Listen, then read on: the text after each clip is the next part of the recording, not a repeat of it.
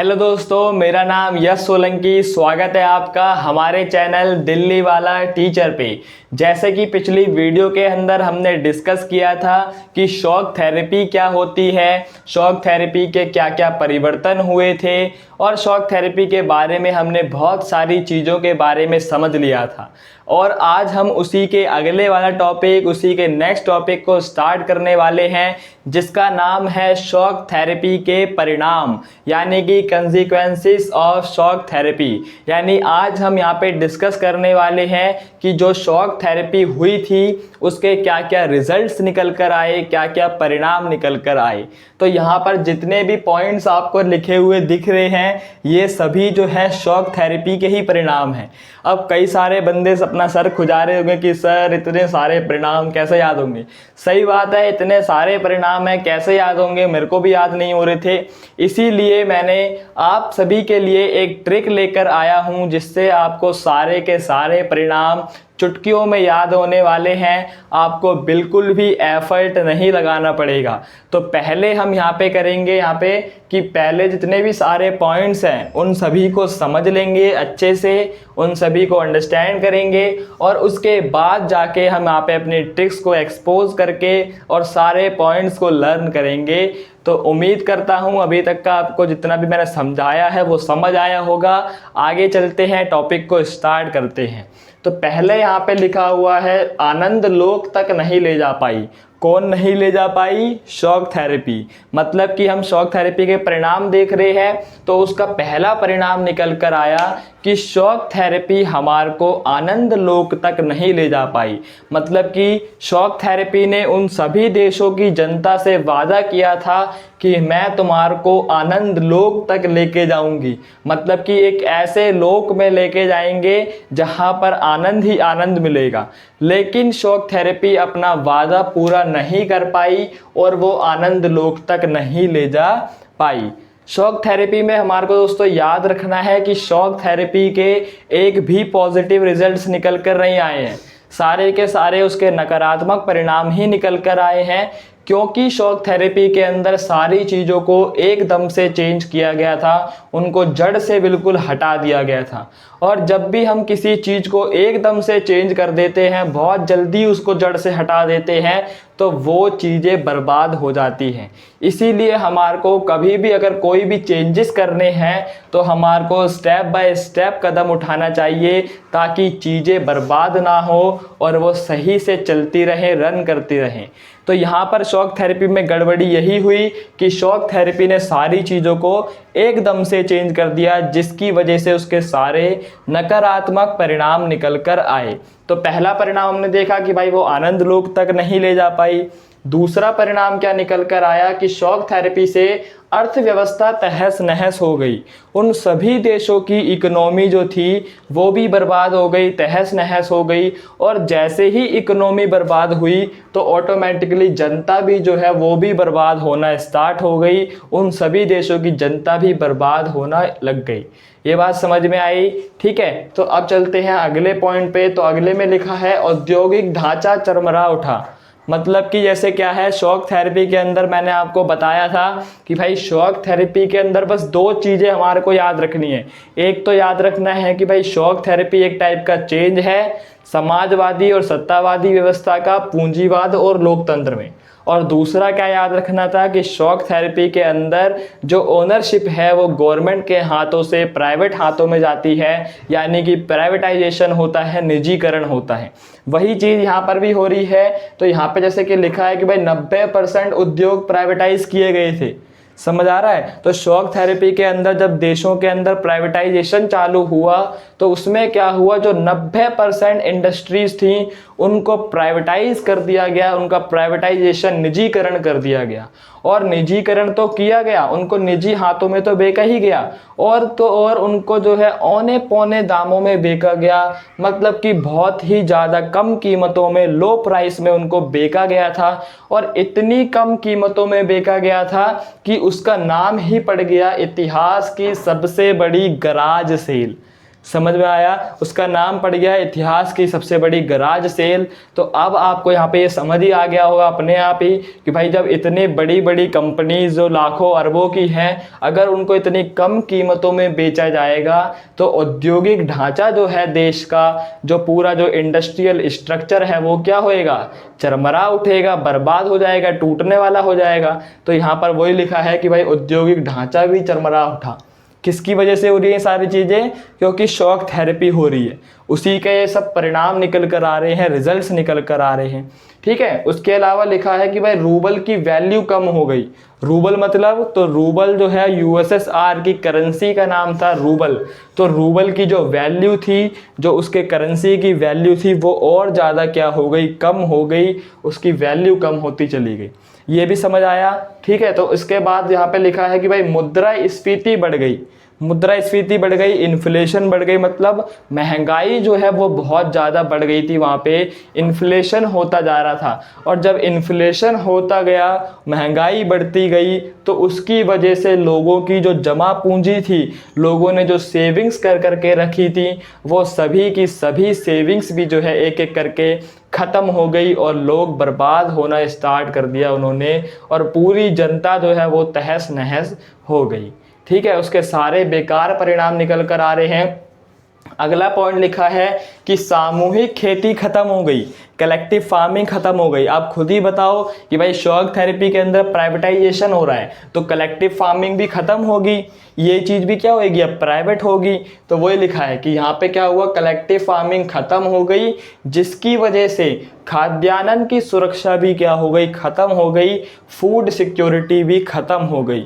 यानी कि अब लोगों के पास फूड सिक्योरिटी नहीं बची, क्योंकि जब तक सरकार थी वहाँ पे, तो सरकार सबको खाने पीने के लिए दे रही थी, सबके पास फूड सिक्योरिटी थी, लोगों के दिल में विश्वास था कि भाई हमारे को जो है कुछ ना मिले, कम से कम खाने पीने को तो मिल ही जाएगा। ठीक है, लेकिन जैसे ही सरकार के हाथों से चीज़ें गई, सारी चीज़ें प्राइवेटाइज हो गई, तो अब लोगों की फूड सिक्योरिटी भी ख़त्म हो गई। अब लोगों जो है उन्होंने भूखा मरना भी वहाँ पे स्टार्ट कर दिया, बहुत ज़्यादा लोग तादाद के अंदर भूखे मरे वहाँ पे। तो फूड सिक्योरिटी ख़त्म हो गई थी, खाद्यान्न की सुरक्षा जो थी वो ख़त्म हो गई थी। उसके बाद लिखा है 1999 की जीडीपी 1989 की जीडीपी से भी कम हो गई। सबसे पहले जीडीपी का मतलब समझो। जीडीपी का मतलब होता है एक कंट्री एक साल में कितना पैसा कमाती है, वो उस देश की जीडीपी होती है। मतलब कि इंडिया एक साल में जितना भी पैसा अर्न करता है, वो इंडिया की क्या है, एक साल की जीडीपी है। तो यहाँ पर क्या था, जो लोग उन देशों की जो 1999 की जीडीपी थी, 1999 की जीडीपी थी, वो 1989 की जीडीपी, मतलब इतने साल पुरानी जीडीपी से भी क्या हो गई, कम हो गई। यानी कि सिंपल लैंग्वेज में बोलना चाह रहा है कि भाई जैसे क्या है, उनकी सैलरी जो पुराने वाली सैलरी थी उससे भी क्या हो गई, कम हो गई। बस सैलरी को यहाँ पे जीडीपी का नाम दे दिया गया है कि भाई उनकी जीडीपी कम हो गई। ठीक है, 99 की जीडीपी 89 की जीडीपी से भी क्या हो गई थी, कम हो गई थी। अगले पॉइंट पे चलते हैं। लिखा है पुराना व्यापारिक ढांचा खत्म हो गया। समझ आ रहा है? मतलब कि जो भी ओल्ड ट्रेडिंग स्ट्रक्चर था, जिस तरीके से पुराने ज़माने में उनके व्यापार हुआ करता था, वो सभी व्यापारिक ढांचा भी क्या हो गया, ख़त्म हो गया। और इसी की जगह वैकल्पिक व्यवस्था भी नहीं हो पाई, और कोई एक नया व्यापारिक ढांचा भी उस टाइम पे बिल्ड नहीं हो पाया।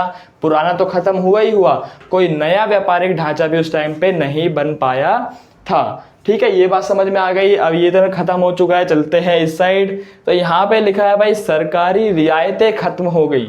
सरकारी रियायतें का मतलब क्या होता है, जो भी गवर्नमेंट सब्सिडीज़ देती है।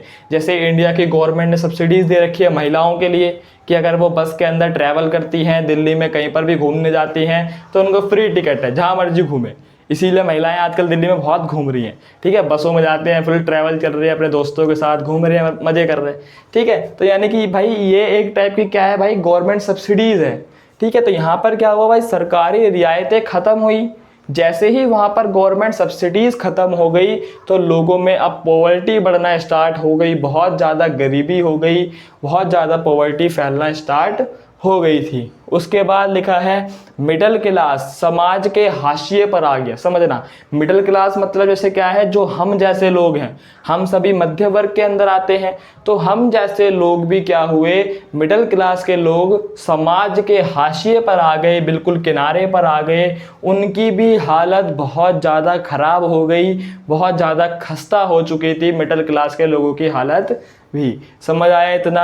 उसके बाद चलते हैं तो लिखा है अकादमिक और बौद्धिक कामों से जुड़े लोग बिखर गए या बाहर चले गए।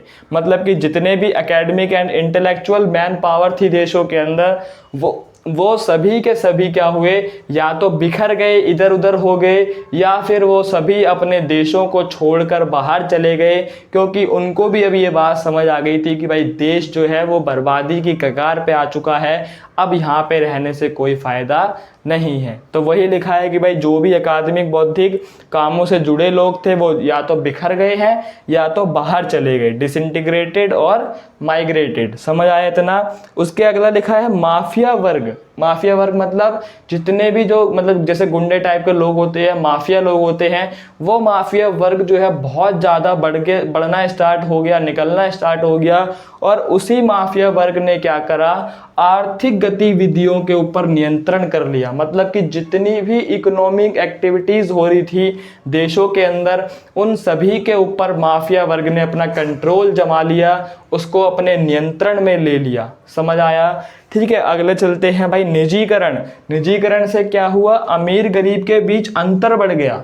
समझ आ रहा है। मतलब जैसे ही प्राइवेटाइजेशन होना स्टार्ट हुआ तो अमीर लोग अमीर होते चले गए, क्योंकि उनके पास भाई पैसा था। तो उन्होंने प्राइवेटाइजेशन जैसे ही हुआ, चीज़ों को प्राइवेट जब चल रही थी तो उन्होंने जो है सारा सामान खरीद लिया, तो वो और अमीर होते चले गए, और ज़्यादा बिजनेसमैन बड़े बड़े बनते चले गए। और जो गरीब लोग थे प्राइवेटाइजेशन होने की वजह से वो और ज़्यादा गरीब होने लग गए। यानी कि अमीर और गरीब के बीच का अंतर जो है वो बढ़ना स्टार्ट हो गया, डिफरेंस जो है वो बढ़ना स्टार्ट हो गया। किसकी वजह से, प्राइवेटाइजेशन की वजह से। क्योंकि जब प्राइवेटाइजेशन हो रहा है तो अमीर लोग तो खरीद लेंगे चीज़ों को। जब चीज़ें प्राइवेट करी जाती हैं तो अमीर लोग तो खरीद लेते हैं, और ख़रीद लेते हैं तो और ज़्यादा वो अमीर हो जाते हैं। लेकिन गरीब वो खरीद नहीं पाते बेचारे, और वो और ज़्यादा गरीब होते चले जाते हैं। समझ आया। उसके बाद लिखा है संविधान हड़बड़ी में तैयार किए गए। मतलब कि जैसे क्या हुआ भाई, अभी तक लोग जो हैं शॉक थेरेपी के बाद सारे लोग जो हैं वो सिर्फ इकोनॉमिक स्तर पर जो है चीज़ों को देख रहे थे, संभाल रहे थे, लेकिन पॉलिटिकली स्तर पर जो है वो कोई भी ध्यान नहीं दे रहा था। तो जैसे ही लोगों का जो है राजनीतिक स्तर पर ध्यान गया तो लोगों ने देखा कि भाई हमारे को नया संविधान भी बनाना पड़ेगा, कॉन्स्टिट्यूशन भी तो बिल्ड करना पड़ेगा। तो उस टाइम पे क्या हुआ, संविधान हड़बड़ी में तैयार किए गए, जल्दबाजी में तैयार किए गए। और जब चीज़ें जल्दबाजी में होती हैं तो वो बेकार ही हो जाती हैं। और यहाँ पर भी वही हुआ, जो प्रेसिडेंट था, प्रेसिडेंट को उन्होंने क्या करा, कार्यपालिका का प्रमुख बना दिया। समझ आ रहा है। मतलब कि उन्होंने क्या करा है भाई, प्रेसिडेंट को एग्जीक्यूटिव का हेड बना दिया और उसको बहुत सारी पावर दे दी, बहुत ज़्यादा शक्तियाँ दे दी गई राष्ट्रपति को। जब राष्ट्रपति के पास भाई बहुत सारी पावर आ गई तो राष्ट्रपति ने किसी को भी विरोध जताने की या फिर असहमति प्रकट करने की अनुमति नहीं दी। राष्ट्रपति ने सीधा बोला कि भाई मेरे राज्य में कोई भी व्यक्ति विरोध या असहमति प्रकट नहीं कर सकता, मैं उसको ऐसी इजाज़त नहीं देता। समझ आया। मतलब राष्ट्रपति क्या हो गए थे वहाँ पर, बहुत ही ज़्यादा सत्तावादी बन गए थे, अनकंट्रोलेबल हो गए थे, क्योंकि उनके पास सारी पावर आ गई थी। ठीक है। इसी का एग्जाम्पल यहाँ पे दे रखा है कि भाई तुर्कमेनिस्तान और उज्बेकिस्तान, यहाँ पर क्या हुआ था, राष्ट्रवादी मतलब राष्ट्रवादी कह रहा हूँ, राष्ट्रपति क्या हुआ था, सत्तावादी बन गए थे। पहले यहाँ के राष्ट्रपति ने बोला कि भाई अगले 10 साल तक सत्ता हमारे हाथ में ही रहेगी। कहाँ के राष्ट्रपति ने बोला, तुर्कमेनिस्तान और उज्बेकिस्तान के, ये जो 2 मध्य एशियाई कंट्री हैं, यहाँ के राष्ट्रपति ने बोला कि भाई 10 साल तक हम राष्ट्रपति रहेंगे। अब जैसे ही यहाँ पे क्या हुआ भाई, 10 साल कंप्लीट हुए तो उन्होंने बोला कि भाई अगले 10 साल तक भी हम ही रहेंगे। समझ आ रहा है। मतलब कि वो बहुत ज़्यादा अनकंट्रोलेबल हो गए, अपनी मनमानी कर रहे हैं, जो उनके मन में आ रहा है वो लोग वो सारी चीज़ें करना उन्होंने स्टार्ट कर दिया। तो ये सभी परिणाम निकल कर आए किसके? शॉक थेरेपी के। उम्मीद करता हूँ आपको परिणाम जो है वो समझ आ गए होंगे। अब बारी आती है यहाँ पे ट्रिक को समझने की। तो अब यहाँ पे इसको मिटा के मैं आपको ट्रिक बताने वाला हूँ। एक ही ट्रिक से यहाँ पे सारी चीज़ें हमारे को याद हो जाएंगी। तो चलिए चलते हैं ट्रिक की तरफ। तो दोस्तों ट्रिक को मैं यहाँ पे लिख चुका हूँ। अब हमारी ट्रिक को एक बारी समझ लेते हैं। ठीक है, तो यहाँ पे मैंने ट्रिक लिख दी है पूरी। अब ट्रिक को समझने से पहले हमारे को एक बात ध्यान में रखनी है कि भाई आप लोगों ने अभी तक दिन में खेती करते हुए लोगों को देखा होगा, लेकिन आज हम यहाँ पे रात में खेती करवाने वाले हैं। ठीक है, रात में खेती होगी आज। तो हमारी ट्रिक वही है, आजा रात में खेती करें। ठीक है, रात में खेती करनी है, आजा रात में खेती करें, जीपीएस में मध्य प्रदेश, ये हमारे को याद रखना है। तो वही बात मैंने लिख दी है, आजा रात में खेती करें, जीपीएस में मध्य प्रदेश। ठीक है, आजा को मैंने खोल के लिख दिया है ताकि आपको वो समझ में आ जाए। ठीक है, तो आ से यहाँ पे क्या है, आनंद लोक की शॉक थेरेपी आनंद लोक तक नहीं ले जा पाई। आ के डंडे से अर्थव्यवस्था बर्बाद हो गई, जा से जनता बर्बाद हो गई, और आ से औद्योगिक ढांचा चरमरा उठा। यानी वही सारी बातें यहाँ पे मैंने लिखी हुई हैं जो इससे पहले अभी हमने यहाँ पे डिस्कस करी थी कि अर्थव्यवस्था क्या हो गई थी, यहाँ पे बर्बाद हो गई थी, और औद्योगिक ढांचा जो था वो चरमरा उठा था। यानी 90% उद्योग जो थे उनको निजी हाथों में बेच दिया गया था। ठीक है, वो सारी बातें मैंने आपको बता दी है। बस यहाँ पे आप ट्रिक को समझ लेते हैं। आर से क्या है, रूबल की वैल्यू कम हो गई थी। एम से मुद्रास्फीति बढ़ गई, और जिससे क्या हुआ, जमा पूंजी कम हो गई। ठीक है, उसके बाद खेती से याद रखना है कि भाई सामूहिक खेती खत्म हो गई, और उसकी जगह क्या हुआ, खाद्यान्न की सुरक्षा भी क्या हो गई, खत्म हो गई, फूड सिक्योरिटी भी खत्म हो गई। जी से याद रखना है जीडीपी की, जो 1999 की जीडीपी थी वो 1989 की जीडीपी से भी क्या हो गई, कम हो गई।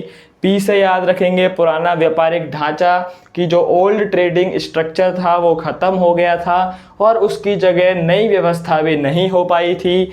एस से हमारे को याद रखना है कि सरकारी रियायतें ख़त्म हो गई, और जब सरकारी रियायतें ख़त्म हुई तो उसी की वजह से पॉवर्टी जो थी वो और ज़्यादा बढ़ गई थी। एम से याद रखना है मिडिल क्लास के लोग, यानी हम जैसे लोग समाज के हाशिए पर चले गए थे, बहुत ज़्यादा पीछे हो गए थे, पिछड़े वर्ग के अंदर आ गए थे, वो हमारे को याद रखना है एम से। ठीक है, एम से मिडिल क्लास। दूसरे वाले एम से याद रखना है कि माफिया वर्ग जो था वो उठने लग गया था, और उसने आर्थिक गतिविधियों पर अपना कंट्रोल कर लिया था।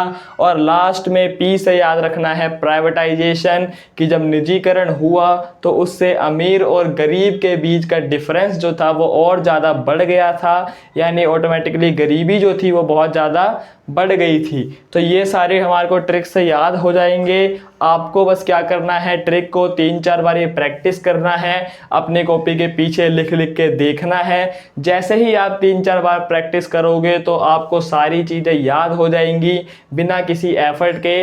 ठीक है, और यहाँ पे लास्ट वाला पॉइंट यहाँ पे और देख लेते हैं कि भाई यहाँ पे क्या हुआ था, संविधान जो थे वो हड़बड़ी में तैयार किए गए थे।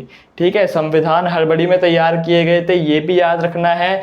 इसी के साथ हमारा ये टॉपिक जो है ख़त्म होता है। हमने पूरी तरीके से समझ लिया है कि शॉक थेरेपी के क्या क्या परिणाम निकले, और अगर आप ऐसे ही ट्रिक्स को जो है आगे भी देखना चाहते हैं तो फॉलो करना मत भूलिएगा। हमारे चैनल को सब्सक्राइब कीजिए, लाइक कीजिए, शेयर कीजिए, और जुड़े रहिए हमारे साथ एंड तक, और देखते रहिए दिल्ली वाला टीचर।